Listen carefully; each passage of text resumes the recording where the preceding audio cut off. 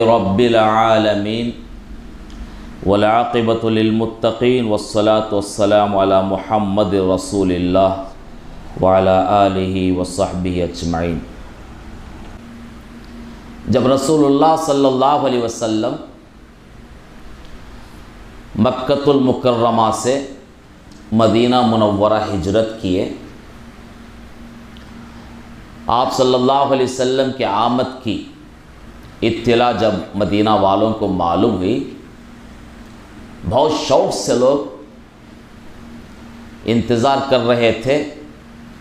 جیسے آپ صلی اللہ علیہ وسلم مدینہ منورہ پہنچے، آپ صلی اللہ علیہ وسلم کو دیکھنے کے لیے لوگ ٹوٹ پڑے۔ تو نبی صلی اللہ علیہ وسلم لوگوں کے درمیان تھے، میسیج دے رہے تھے۔ عبداللہ بن سلام رضی اللہ عنہ بھی وہاں پہنچے بات سننے کے لیے۔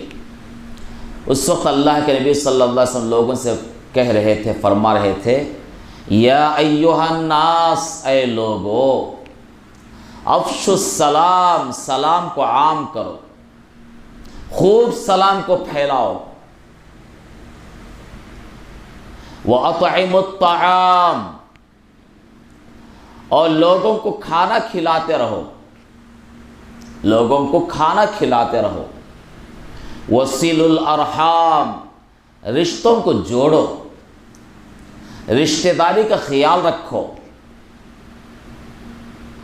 وَصَلُّوا بِاللَّيْلِ وَالنَّاسُ نِيَامٌ، راتوں میں اٹھو، جب لوگ سو رہے ہو تو تم نماز پڑھو، اللہ کی قربت حاصل کرو۔ تدخلوا الجنت بسلام، تم سلامتی کے ساتھ جنت میں داخل ہو جاؤ گے۔ یہ معمولی باتیں ہیں، مختصر باتیں، ان باتوں میں جو گہرائی ہے، جو معنی اور مطالب چھپے ہوئے ہیں، حضرت عبداللہ بن سلام رضی اللہ تعالیٰ عنہ پیغام کی حقیقت کو، سچائی کو پا لیے۔ اشہد ان لا الہ الا اللہ واشہد ان محمد رسول اللہ کی گواہی دے کر ایمان میں داخل ہوئے، مسلمان ہو گئے۔ بات مختصر ہے، اے لوگو، سلام کو خوب پھیلاؤ۔ سلام کیا ہے؟ دیکھنے میں کچھ کلمات ہیں، السلام علیکم ورحمۃ اللہ وبرکاتہ، اتنے کلمات ہیں، مگر حقیقت یہ ہے کہ ان الفاظ سے سلام کہنے والا وہ سب کی سلامتی چاہتا ہے، وہ سب کی ترقی چاہتا ہے، اور سلام کہنے والا کبھی کسی کی عزت کو نہیں لوٹتا، کبھی کسی کا مال ہڑپ نہیں کرتا، کبھی کسی کو نقصان نہیں پہنچاتا، اس لیے کہ وہ دعا دیتا ہے، اللہ تمہیں سلامت رکھے، اللہ کی رحمتیں نازل ہوں، برکتیں نازل ہوں۔ تو دوسروں کو سلام کرنے والا کبھی بھی وہ کسی کو نقصان نہیں پہنچاتا، ایک پیغام ہے یہ۔ دوسری بات، کھانا کھلاؤ۔ آدمی کسی کو کھلانا اس بات کی نشانی ہے کہ اس کے دل میں نرمی ہے، شفقت ہے، محبت ہے، وہ ہمیشہ دوسروں کا خیال رکھنے والا ہوتا ہے، وہ دوسروں کے تعلق سے ہمدرد ہوتا ہے۔ کبھی دوسروں کو کھلاتے رہنے والا کبھی کسی سے کوئی امید نہیں رکھتا، کبھی کسی کو نہیں لوٹتا، یہ دوسری بات۔ تیسری بات، وصلوا الارحام، رشتوں کو جوڑو، رشتہ داری کا خیال رکھو۔ رشتوں کو جوڑنے والا کبھی فساد برپا نہیں کرتا، آپس میں لڑاتا نہیں، خون خرابہ نہیں کرواتا، وہ فتنے نہیں پھیلاتا، اس لیے کہ وہ رشتوں کو جوڑنے والا ہوتا ہے۔ رشتوں کو جوڑنے والا، رشتہ داری کا خیال رکھنے والا کبھی بھی فسادی نہیں ہو سکتا، وہ کبھی بھی کسی کی بربادی نہیں چاہتا۔ چوتھی بات، وصلوا باللیل والناس نیام، راتوں میں نماز پڑھو۔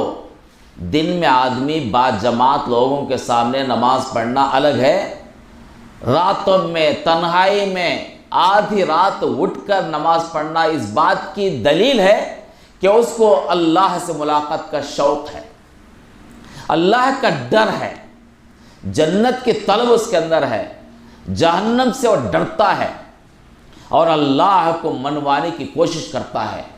جو آدمی اللہ کو منوانے کی کوشش میں لگا رہتا ہے، راتوں کو عاجزی کے ساتھ، انکساری کے ساتھ اللہ کے سامنے گڑ گڑاتا ہے، روتا ہے، دعائیں مانگتا ہے، سچی توبہ کرتا ہے، استغفار کرتا ہے، ایسا آدمی امن پسند ہوتا ہے، وہ گھمنڈی نہیں ہوتا، اس کے اندر عاجزی انکساری ہوتی ہے، وہ کبھی بھی اکڑتا نہیں اور کسی کو حقیر نہیں سمجھتا، اس لیے کہ اللہ کے سامنے کھڑا ہوتا ہے، اس کے اندر تواضع انکساری پیدا ہوتی ہے۔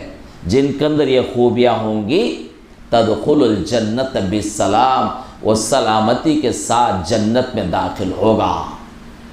ایسے آدمی کا فرشتے ویلکم کہیں گے، والملائکۃ یدخلون علیہم من کل باب، ویلکم بولنے کے لیے جنت کے دروازوں پر فرشتے ہوں گے، وہ کہیں گے سلام علیکم طیبتم فادخلوها خالدین، آؤ جنت میں داخل ہو جاؤ، خوشی خوشی جنت تمہارے منتظر ہے، سلامتی کے ساتھ جنت میں داخل ہو جاؤ۔